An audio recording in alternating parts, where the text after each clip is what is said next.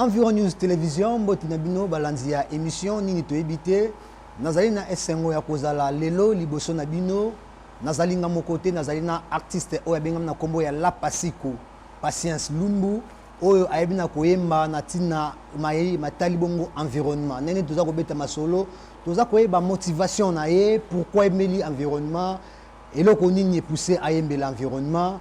Est-ce que ezali pona koluka ba production libanda po ayeba na kokende na libela to ezali aza koluka appui na nzela ya gouvernement nane to kobeta masolo na ye azali moko pete azali na bana o bambaki na bango elongo nde to koyeba kosangana elongo to yeba kosangisa maele ensemble boy ba kolonda biso mbote ndeko artiste La Pasiko mbote mingi ndeko journaliste kombo La Pasiko to kolo ba ezali kombo mo ya kombo mo artistique. Ouais, La Pasiko, ça combo artistique, ça combo à scène, mais non, on a Lumbu, prénom Patience. Mais mingi La Pasiko parce que yangonde tolinga était abattu quoi. Yangonde tolinga était abattu. Voilà un peu. La Pasiko aux 8 ans koemba pour na tina ya environnement. Ton koyeba nanu pour na yo environnement et le beloni. Environnement, mais environnement yangot. Environnement est ça, bisikanyo somutwaza. Donc entourage ya mutu. C'est ça l'environnement. Environnement yangonde vie na biso. Voilà. Nakata vie na biso wana na embeli yango c'est parce que tozo tambusa yango malamu te quoi. Tozo protéger yango te. Utilisation na biso eza malamu te. C'est pourquoi to préféré to cha yango na loyembo puis batu bateyama. Au préféré o cha yango na loyembo pour batu bateyama.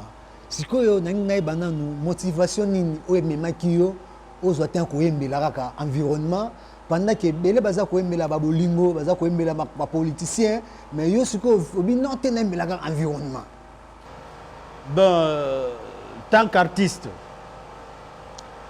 musika ya makanisi na ngai makanisi pe lisusu ya ko critiquer baninga oyo bazo yembela bolingo bolingo eza vaste bolingo eza pluridimensionnel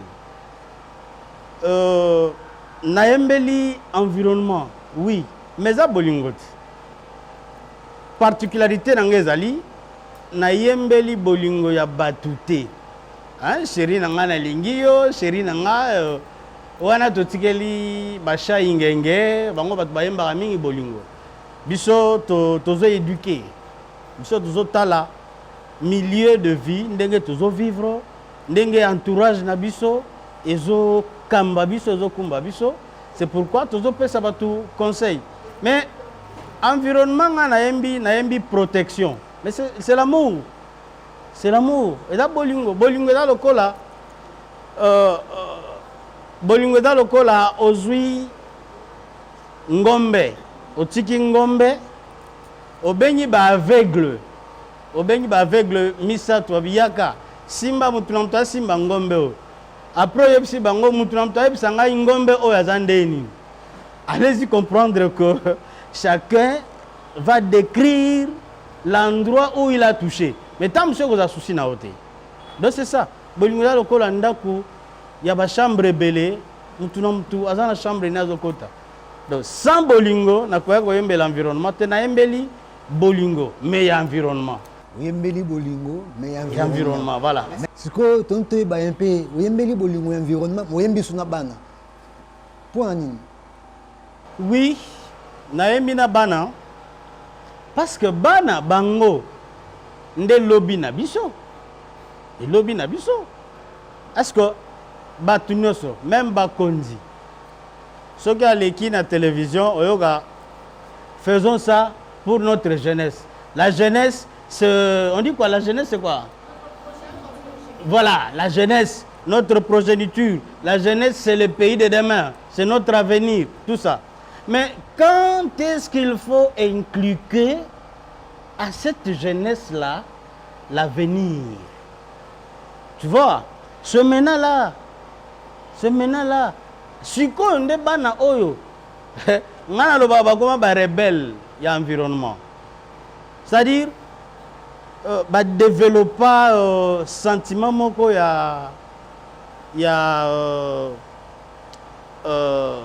j'allais dire il y a rébellion vis-à-vis na batu oyo bazotambola à la contre ya protection ya environnement.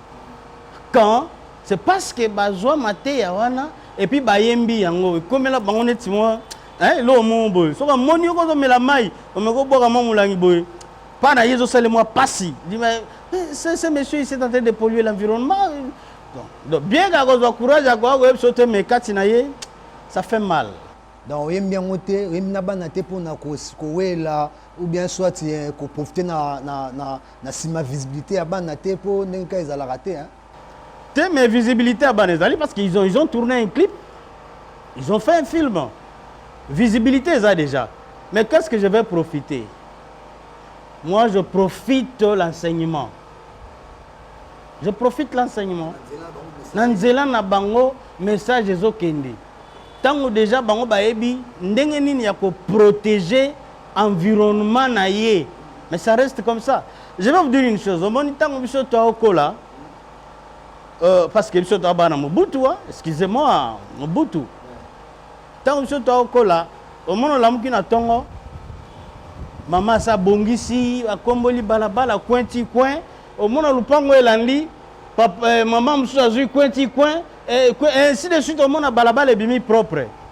Même na ba école, au moment biso bakaboli mo ba secteur. Chaque jour, secteur Oyo, liboso ya classe Oyo, yom tobano kombola. Et c'était resté comme ça en nous. Chaque jour, faut y attendre moi kombola yo, au komboli déjà. Tu vois? Donc to kola déjà nango et puis tant que mon alelo batu bazo donc biso quoi. Quand je dis batu, na mi longolité, tozo exploiter environnement rationnellement té. Alors ça fait mal. C'est bon. Tellement que tout ça dans ma cantion, alors cette progéniture, cette jeunesse, quand est-ce qu'ils sauront ça? Donc maintenant au moins, nous avons déjà un esprit à protéger l'environnement. C'est quoi l'environnement? Pourquoi protéger l'environnement? Donc un peu, à travers ils seront de grands, Bakobala, Bakobota, tu vois un peu. Progéniture, petit-fils, arrière-petit-fils, ainsi de suite. Ce qui est bakoli na esprit wana, c'est un départ, c'est un envol. Voilà. Tant on a besoin de annoncer na koyamba la pasiko, ils en a ndeko moko mo na Jared Makwena. Ayebisa kinga ya biso ko yambi la artiste, mais quand on retourne muke azo yembi l'environnement mais banambu la boni ayeba na kobanda ko yembi l'environnement yango. Environnement ngai na yemba yango kala. En tant que professionnel, il y a créé na bana bien na yemba yango kala na bana bayebi yango bana kala plus de 2 décennies. Mais pour na kobimisa yango sensibiliser batu, c'est-à-dire elungwa na 4 murs par exemple il y a école et toucher grand public, ça fait au moins 2 ans. Et on a eu na bimisa quoi, ça fait 2 ans. Mais cause à la souci environnement, koyembe l'environnement c'est depuis. Mais to koyeba banzembu boni oyo oyembi sikoyo et puis ba message na yango to koyeba ezani. Naembi toujours dans l'environnement, na lobby, environnement na définissant un peu à peu près le col année na définissant qui bolingo. C'est-à-dire définir aussi l'environnement, c'est demander aux 4 aveugles de toucher un éléphant et le décrire. C'est-à-dire c'est un peu bizarre là. C'est difficile. C'est difficile. Yo ebiso avec les simba nyamo. Il y a Simbi. Et pas décortiquer. Il y a dans la couleur nini. Mais c'est plus qu'au finier. Tu vois un peu. Donc, c'est un peu trop. C'est un peu trop. Na yembi toujours dans le cadre de l'environnement. Face à Liboso, na yembaki ezaki na dévolé. Au moins, quand il y a eu confinement, à l'époque, il y a Willy Bakonga. Confinement, il n'y avait pas d'école, les enfants n'étudiaient pas, et puis tout le monde restait à la maison, tout ça. Mais, il y a un souci, comment ces enfants ici restaient à la maison, bakoki kotanga. Alors, resengaki mutu na mutu aya na apport na ye. Alors, apport na ngai tant qu'artiste na mona ke na goya na nzela nzembo. Nzela nzembo wana na koya na onde nini. Na yembi leçon bongo ya vocabulaire. Mais environnement pe à cause ngate tellement eza pas makila pona. Wana eza pas na makila, wana na makila. Na yembaki leçon bongo ya vocabulaire sur les cris des animaux. Les cris des animaux. Mais ça, biloko mususu o biso peut-être toyebaka te. Mais quand on kozwa micro na yo bima na ona balabala awa. Tuna batu kaka loba cri à dindon ezaka nini. Mais la personne va vous regarder plusieurs fois pour répondre yo. Akotala yo mbalebele. Tuna yeka est-ce que yebi nyama babengi par exemple pangolais. Alobaka ndeni. Comme dénominateur commun, les cris. Il crie. Mais chaque animal a son cri, a sa façon de parler. Alors, Naïmbi Yango, on a rappelé Batou Yango. Bien que moi, je regrette Mouké Zali qu'ils ont un peu étouffé. Tu vois, ils ont étouffé. Pourquoi? Parce que les lois, on a vu comment. Imaginez-vous. On a sali Nzembo sur le cri des animaux. On a composé. On a un studio. On a foutu un studio. On a yembi. On a foutu un clip. Mais pour été à Batou, moi je connais déjà. On a yembi dendon le barandéni. Poukou alo barandeni pont alo barandeni hein ndeko to benga paon pont alo barandeni naebi cheval alo barandeni so ina na bolingote so ina zaki égoïste je devais garder ça pour moi mais avec un souci il y a batu musu souper bien que totanga yango mais erbongo pe kima ezonga mais il faut toujours aller payer faut foutre un bongo. Plusieurs fois, ministère Kokoma. Prenez ne fût-ce que la chanson, allez déposer dans des chaînes, que ça puisse édifier le genre. Mais là, c'est tout un problème. Voilà. C'est tout un problème. Donc, moi, pas si en moi. Mais Nayembi déjà, Nayembi les sons vocabulaire. Non, puisque vous avez les cris des animaux. Il y en a d'abord les cris des animaux. Oh, Yembi wana, banani oh, ba intervient na kati ya Nzembo wana. Les cris des animaux, Nayemba na bana. Ma part bango, nabi ke oh baza vraiment ba compagnateur, nabi ke ba discipline na mais ndenge ba pondo moni pe mikolo environnement. Moi batu ba komi ba tia ngo misu ba yembi ba pe moi ebele.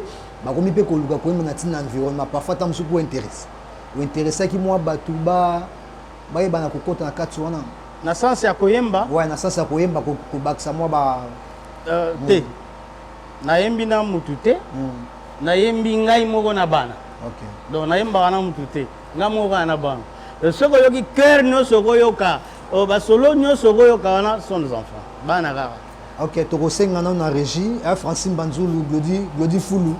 Vous avez les cris des animaux, un message et puis vous développer toujours l'artiste la Pasico. Beaucoup plus ajouter à côté bongo na nesika ayembi neka pour l'environnement azuta ko mbela biso les cris des animaux et puis ayembeli biso so nzembo ko za 4 to ko zoto bete masolo to landa bongo to ko zonga poto ba ko décortiquer. Merci.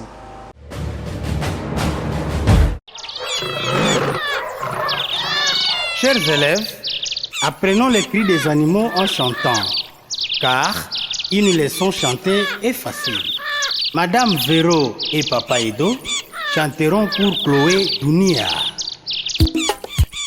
En écoutant les oiseaux chanter, en écoutant les animaux crier, moi je loue l'éternel, moi j'adore l'éternel.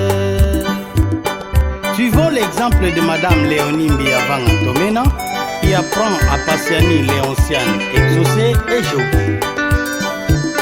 J'entends les animaux crier, oui j'entends les animaux crier, oui j'entends les animaux crier, oui j'entends, oui j'entends les animaux crier, oui j'entends les animaux crier, oui j'entends les animaux crier, oui j'entends. L'abeille bourdonne, l'âne braie, la brebis belle, le buffle souffle. Le canard nasille, le chamiol, le chien aboie, la cigale et le coq chantent. Oui j'entends les animaux crier, oui j'entends les animaux crier, oui j'entends les animaux crier, oui j'entends. Oui j'entends les animaux crier, oui j'entends les animaux crier, oui j'entends les animaux crier, oui j'entends. les cochons grognent, les corbeaux croissent, les crocodiles lamentent, les dindons glougoutent, l'éléphant barille, la grenouille coasse, les grillons grésillonnent, la grue craquette. Oui j'entends les animaux crier, oui j'entends les animaux crier, oui j'entends les animaux crier, oui j'entends. Oui j'entends les animaux crier, oui j'entends les animaux crier, oui j'entends les animaux crier, oui j'entends. L'hirondelle gazouille, les hiboux ululent, le jargogne, le beugle, le lapin clapite, les lions rougis, le moineau pépi, la mouche bourdonne. Oui j'entends les animaux crier, oui j'entends. Merci na régie pour na nzembu kitoko te na kolanda papi panzu yo mtuluka makambu yo ki artiste nos arrange pour ça boka ba yemba sogi nini mais ayembi pour na tina ma matel environnement protégeons l'environnement bat bazota ko négliger vraiment mais yé azuta ko kotsa pena maeli makasa fait que eba ko permettre à ce que tous ala enseigner na nzile ba cri wana ba nyama baza tellement belé ba cri na bango to yeba yango te parfois mais azuta ko enseigner biso au cri à paon au cri à ibu au cri à nini. Donc, les œuvres, ils sont censés protéger. Nicolas Passiko. Oui. Nzembo kitoko makasi. Inspiration ana utake panani.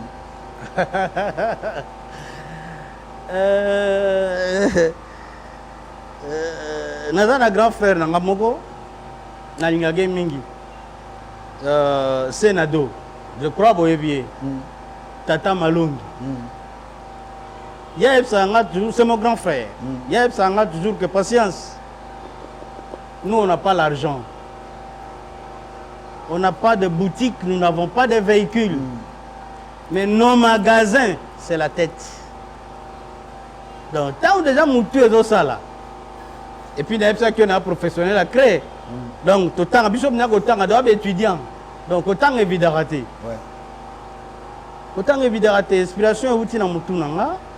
Na komi na bengi ba master cadre de la musique ba master mais ce sont mes enfants ba bananga toyembi et voilà to pesi ba to ba yoka voilà mais la pasi ko to ko ba pe muke ntango ozwaki te kozwa te kosinspire mpona kobimisa œuvre wana nzembo ebetami est ce que déjà bande eza kobeta eza déjà kotouche mpe bacible oyo esengeli est ce que nzembo yango ezwi mpe te kokota na bacouche oyo beaucoup plus oza kozela déjà bon koloba ke ezotouche bacouche oui non oui, voilà non. nalobi oui ouais. nalobi non ok souci eza nini soki nzembo ezobetama na télévision wana nazokende na oui soki nzembo ezobetama na télévision oyoka telefone esone ah mutunanga nazolanda clip na yo awa ah di nalandi clip na yo awa ah nalandi clip na yo awa ah c'est que moi 2 3 4 5 moi parti moi ndambu ya batu ekoti bango mais ce n'est pas ça l'idéal souci ezali excusez nga nazongaka mingi na environnement souci ezali ndambu oyo bayoki wana basalela tu vois ndambu oyo bazoyoka wana souci ezali te kaka koyoka kobenga nga koyebisa nga mais salela oyo basengi voye soki ozosalela wana nga na omituta tolo na bia voilà nzembo na nga etouche bato excusez etouche bato par exemple nzembo ya environnement le souci n'est pas seulement ya kobenga nga koyebisa nga na otolanda yo non souci ezali yo ntango oyoki ntango bayebisi yo comment koprotéger environnement banda déjà koprotéger banda déjà koposer baacte bageste oyo ezoprotéger environnement wana nga na otuta tolo mais so oyebisi nga na yokaki fini tu n'agis pas tu n'appliques rien nakolobaka nzembo na nga ezokana na nini voilà alors soki mwa 2 3 babengaki wana bazobenga ntango bazolanda nzembo mais beaucoup plus je dirais merci na Environ News. Ça c'est un grand merci parce que ce que j'ai vu dans Environ News c'est nulle part ailleurs.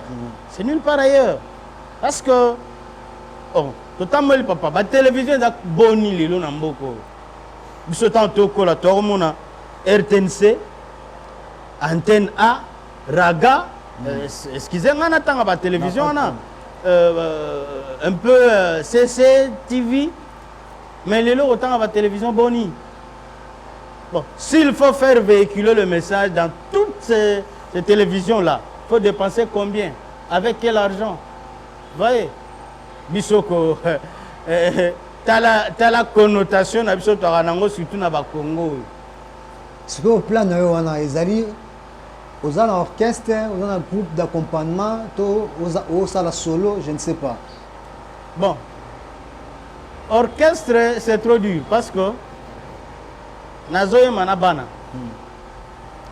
orchestre c'est trop dur parce que bana lelo bazananga lobi bazananga lobi kuna c'est juste eloko moko nazokotisa kati na bango mais je ne sais pas est-ce que lobi kuna va développer même idée ça c'est un problème de destin nayebi te na moment oyo ce que moi je fais c'est seulement exploiter leur talent donc kati na bango de ande baba na mike bazana ba talent moko boye no fo bima ba talent oyo fo bima nazo exploiter yango tu éviter parmi bango tambususu ba Michael Jackson baza tu éviter baza ba grand patron na ndela ya musique pe bakozala parce qu'à l'époque musique ezaki neti eloko moko ba voyou mais ba petio muto ayebi lingala za te voyez mais ba oyemba artiste là parce que à part cri des animaux oyebaki suna kobimisa clip mosusu ezali protéger l'environnement tokokoyeba message nini oyo olingaki beaucoup plus koplace na ntina ya nzembo wana oui message eza kaka message global eza kaka protection protection et environnement c'est ça le grand thème protection et environnement en général kotala ndenge tozo utiliser environnement na biso lelo eza na rationalité. Eza rationalité. Mais l'environnement, c'est ça la vie. C'est-à-dire, la vie d'un homme dépend de l'environnement. L'homme est au centre. Donc l'homme, je dirais l'homme est au centre, oui et non. Parce qu'au centre, oui, parce qu'il doit protéger. C'est lui qui a l'intelligence, c'est lui qui doit gouverner sur les autres aspects. Là, on dira qu'il est au centre.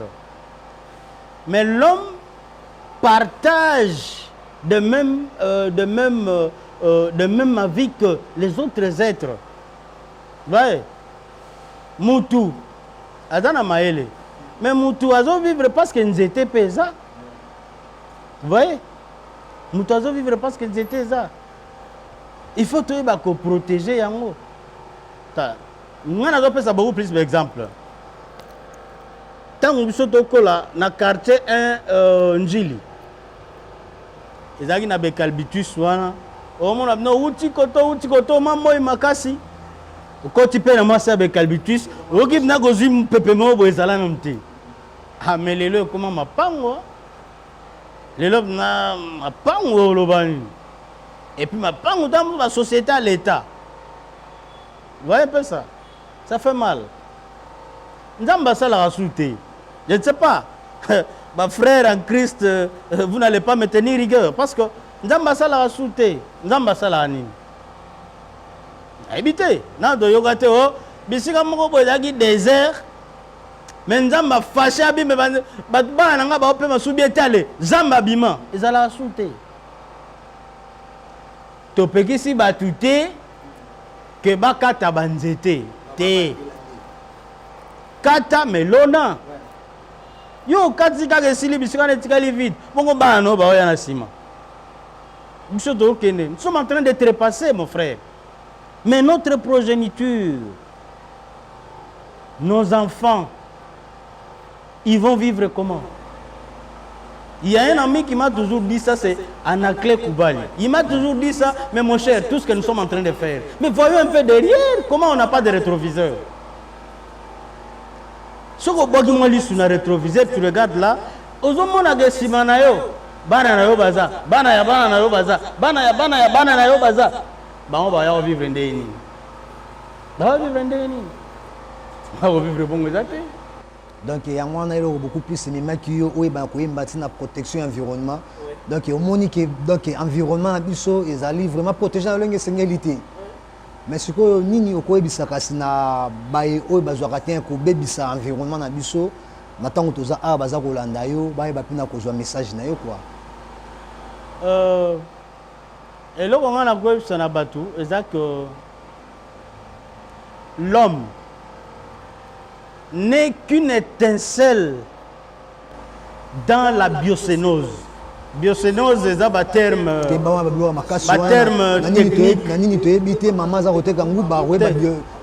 Biocénose, c'est un terme technique. Et l'incoloba, ensemble, il y a biloko oyo, ils ont vivre na milliers na bango. Donc, ils ont entretenir relation na milliers na bango. C'est-à-dire, si on était à zate, nous devons vivre. Si on était à zate, nous devons vivre. Interdépendance, voilà.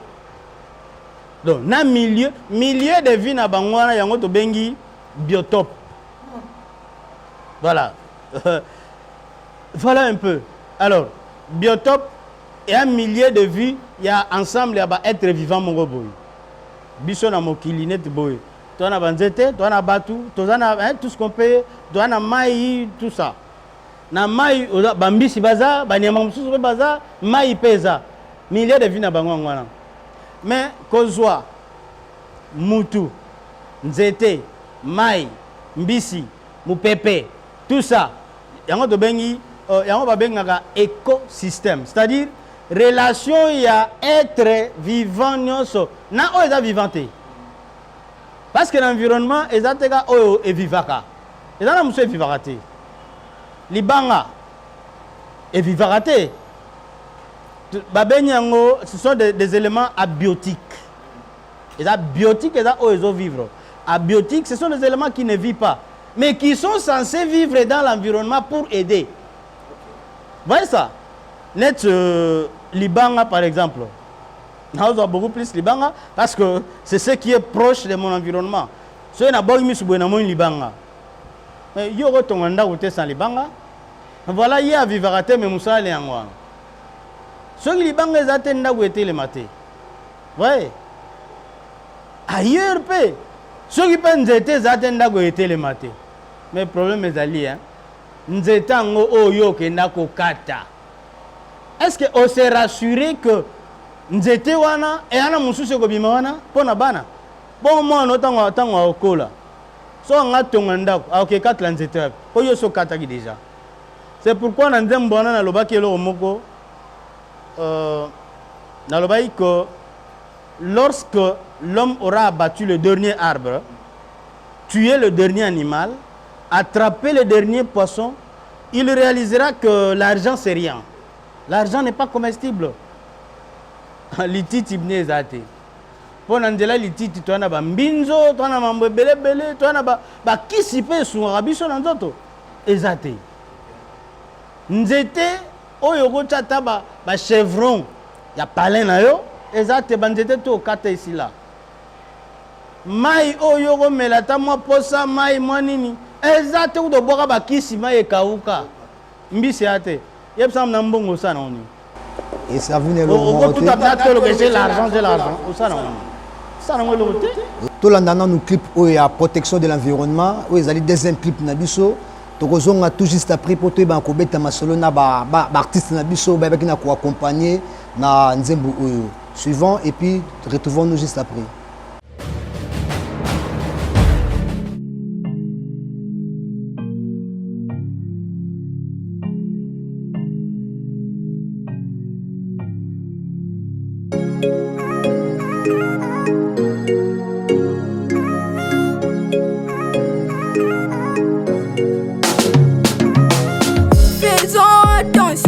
De la manière dont nous cherchons à nous enrichir. Yeah, yeah, yeah, yeah. Faisons très attention car l'argent n'amène pas toujours le bonheur. Prenons garde de la manière dont nous traitons notre environnement. Dans le souci de satisfaire nos besoins égoïstes et mercantilistes, trouverions-nous un espace commun ou un entourage où il fait beau vivre. Attention, protégeons notre environnement pour notre progéniture. Attention, protégeons notre environnement pour notre progéniture. Si nos devanciers n'ont pas détruit l'environnement, pourquoi notre stupidité nous pousse-t-elle à le faire aujourd'hui? Vraiment. Évitons de détruire notre flore et notre faune, car notre vie et celle de nos progénitures en dépendent. Il ne nous reste que 10% de l'atmosphère. Conservons la nature, c'est maintenant ou jamais.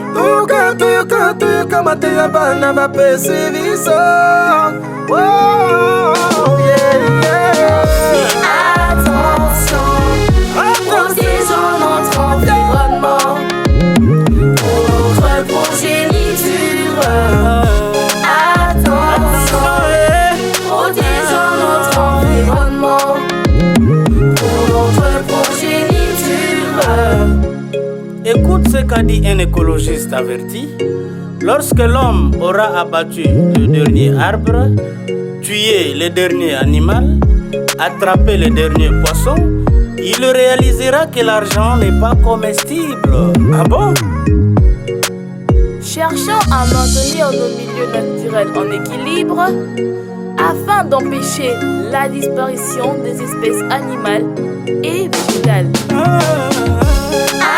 Attention, protégeons notre environnement.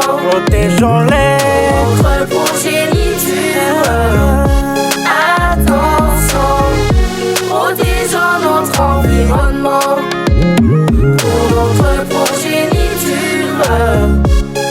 Attention, protégeons notre environnement. Protégeons-les. Notre progéniture. Attention, protégeons notre environnement. Protégeons-les. Notre progéniture. UNICEF,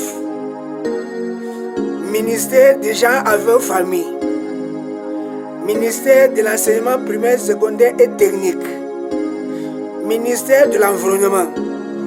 Vous qui avez un œil regardant sur l'avenir de ces enfants, vous avez entendu ce cri, non?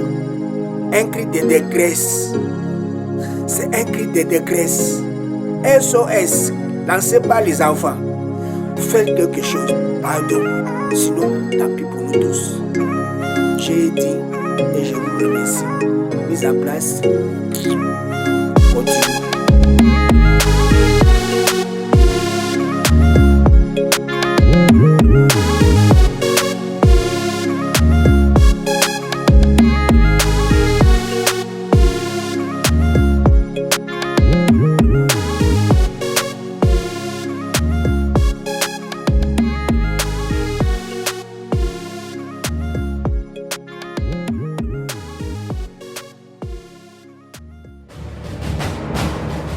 Merci Hermène Maungu et puis ndeko nanga moko ya kati Angèle Mujinga Mbouye, la grande dame. Merci pour le clip, merci pour la vidéo, l'artiste est là Pasiko. En tout cas, tout le monde le lengeni artiste est na koyemba, zotan ko zotan ko bimisa vraiment maré les net to beta toujours c'était. Ezali tsakate ezali loko moko ya petete ton muto zotan ko kanza koyembela ka environnement bimisi maré les na ya tie yango wana. Donc nous devons protéger cette œuvre et vous allez vraiment mal pour nous. Biso za ko enseigner même biso pe. Banzete za la ressoute ndenge za la kala tala na nzela njili na biso kuna bikabi tous te ba kala. Banzete bo nion ceci là.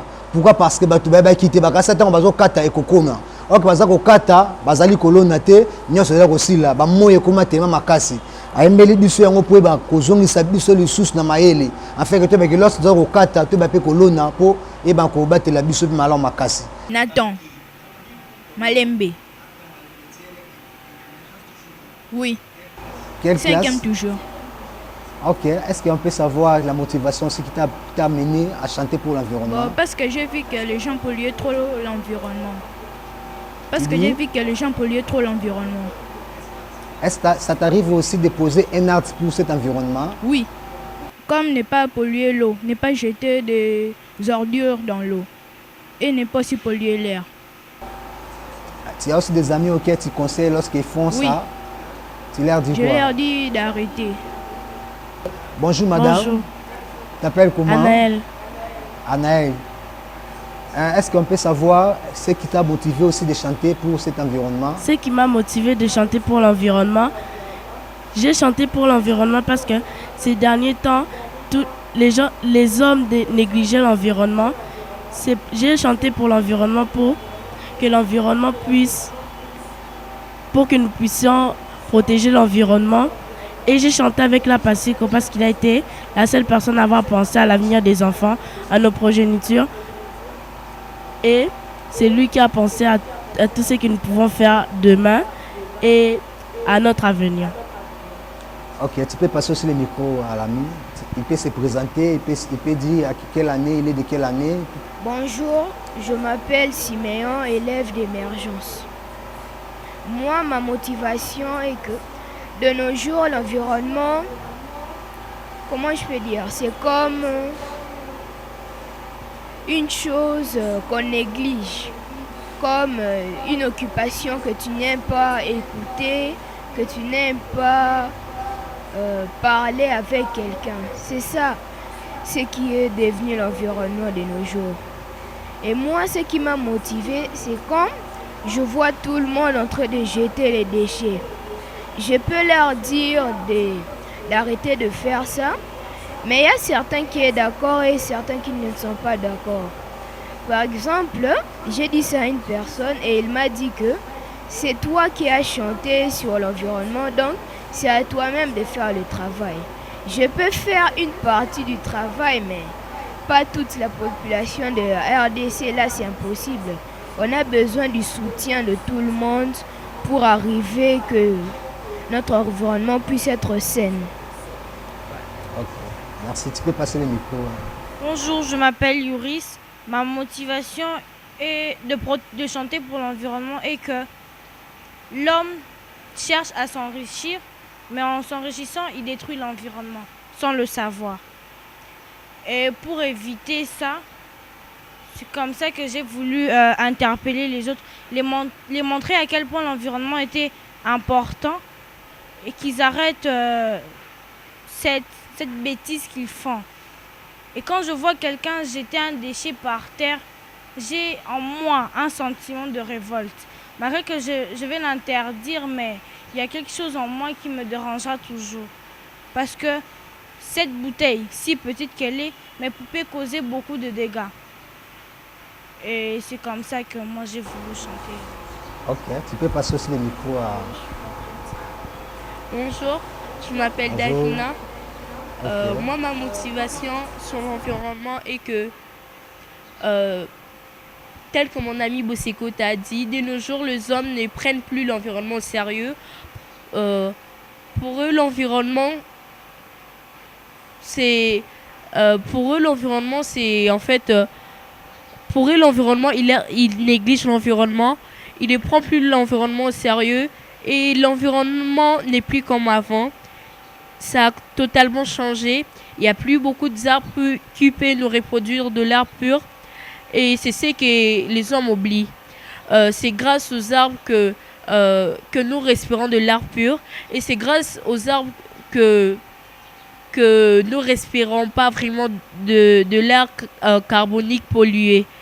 Et moi, ma motivation est que juste, tel que la Pasico a dit, la motivation est que quand tu coupes un arbre, tu dois replanter. Parce qu'on doit penser aussi à nos arrières.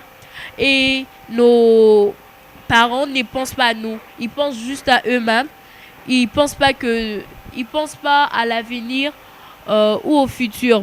Parce qu'ils coupent un arbre et ils oublient qu'ils ont des enfants, des arrière-petits-fils derrière eux. Donc moi, ma motivation est qu'ils arrêtent de faire ça. Car c'est vraiment important pour nous, l'environnement. Ok, merci. Tu peux passer aussi le micro à... Bonjour, je m'appelle Eden, toujours élève de l'émergence. Bon, ma motivation est que de nos jours, les hommes ne respectent pas l'environnement, la détruisent au contraire parce qu'ils ne savent pas qu'à tel point qu'ils font souffrir l'environnement. En les faisant, nous faisons mal à l'environnement et j'ai voulu le défendre parce que lui, il ne peut pas se défendre lui-même. C'est pour cela que je défendu l'environnement et je voulais chanter avec la Pasico parce que c'était lui qui avait vraiment le souci de l'environnement et grâce à lui, il m'a vraiment appris qu'est-ce que c'est l'environnement. As-tu un message à adresser aux autorités? Oui, j'ai un message que je dois passer, c'est que si... Tu peux regarder la caméra? Si le ministre peut mettre dans 2 avenues 5 poubelles au moins pour qu'on y jette des ordures et que ces poubelles ne soient pas emportées par la pluie s'il pleut. C'est ce que je voulais faire passer comme message. Merci. Toyebi na koloka bana nde bayebi na kopesa ba motivation oyo ebaki na komema bango bayeba na koyemba ntina environnement bazwi mpe te ya kosenga na bayeba bebisaka environnement bayeba quand même na kozala na motema ya malamu ya kobongisa yango mpo ezala malamu makasi nde sikoyo tokomi koshite na émission na biso tokokabwana bongo te tokonga mpe toyeba moke baclip esalami banzembo eza kobetama mais lorsque obeti yango est ce que ozali kobanza kosala batourné na bacommune batourné na bacoin ya pays mpona kosensibiliser batuto je ne sais pas. Oui, makanisi wana ezali parce que ezali sensibilisation ekoki kose limite te ndenge tokanisa wana souci ezali que etoucher grand public donc fait tokende toza nde na moyen te eloko tosenga ezali que baautorité ya ba volonté ya malamu bato ya mbongo ya mboka oyo est-ce qu'il peut pas venir na secours na biso po to panza message oyo hein bazwa ngo main et panzana même patron na ngai maître Mania siko ozali bambote na yo ouais yaza artiste munene mais aza mukie voyez c'est-à-dire c'est parce que toi sous attente mais na yokisaki yo thème ya tindelinga pour la femme mais aza mukie maître Mania batu papa je suis en train de beaucoup plus regretter mais mayele wana ezokende donc à bon attends prochain numéro tu vas récupérer ouais na yokudu faut kita tikuna okuta na vie asola calculer kaka artiste asola pepele asola bien maître Mania tokoya ouais, maître donc, Mania tokoya ba soutenir biso to lo bate ba pesa biso bambongo se bandei mais ba aider biso pour ko élargir champ ya message oyo mutu à comprendre. Là je suis en train de demander au gouvernement parce que nanzamgo totanya ata komba mutu te vous savez que na musique na biso awa et dans un phénomène il faut citer les noms de X personnes monsieur Serge ah monsieur Serge tango ko comme on enda ina mwelo mais totanya komba mutu te donc baya na secours madame Léonie Biavanga maman ya ba pasiani ya psainga bongo maman Léonie bambote na yo ana maman bana OK maman Léonie bambote là où repose le cœur quoi le cœur de la Pacifico puis à ma sœur Bio Bibiche Koubata Bobette Bongonda Clarisse Samano maître Guy Mafuta Makassa on a donc Libeko vana na mutu quoi et puis ba ressortissant nyoso ya Kalo mbote belé quoi mbote belé merci mais ceux qui bato sengi ba joyeux ba ko zonde nini ceux qui me contact ezali pour na kobenga ba sepeli na musique obeti mais bazana pour ça ta musuba ba apporter pe soutien na bango pa na yo pour na ba atteindre quand même objectif wana ba ko zonde nini ouais numéro ce boimbo zo biso numéro ezali plus 243 80 87 31 32 4 plus 243 80 87 31 32 4 0999 045 678 0999 045 678 bon aujourd'hui sont disponibles bana na répertoire bandembo belé ya kopesa conseil ya sensibiliser il suffit comme toi monani tokei la Pacifico to comme na suka émission na biso to sepeli ndenge ozaki na biso longo na bana biso ngam na remercier bino Environ News vraiment merci beaucoup na simana moni papa Francine Banzulu papa Francine caméra elengi Glody Foulou nani Glody Foulou Glody donc le grand chasseur du mange na moni bango na sepeli mingi et puis yo les braves journalistes monsieur Serge merci en tout cas pour continuer boyer et ça biso bien à remercier les parents nyonso bana à tout moment que na posa bana ba pesa nga bana et puis maître Mani encore une fois merci pour avoir accordé tout ce temps. Vous nous accordez tout ce qu'on vous demande à propos de la musique tellement que vous êtes artiste, vous nous accordez toujours. Serge sera avec nous. Merci beaucoup. eza awa nde toyebi na kosukisa émission na biso bolandaki biso na suka bozwa ntan kohésité te kolanda biso lundi na 17h45 mercredi na 10h15 le rediffusion na biso chaque samedi 20h juste émission na bino nini toyebi te tozana mpona kopesa bino essentiel ya mai matali environnement mais beaucoup plus na lingala mpona kopermettre à ce que boyeba koyeba baconcept ya mambi oyo etali environnement oyo beaucoup plus bozalaka bozalaka na ignorance na nzela na yango tozalaki bongo na la Pacifico l'artiste Lumbu patience oyo abaki na koyemba mambi matali environnement protection de l'environnement et puis les cris des animaux eza banzembo kitoko boyeba na kokonsome yango bo apporter pe soutien na bino epai na ye afin ke ayeba na koatteindre objectif na ye nga na bino tokutani bombala nsima botikala kimia na kati na boto na bino bye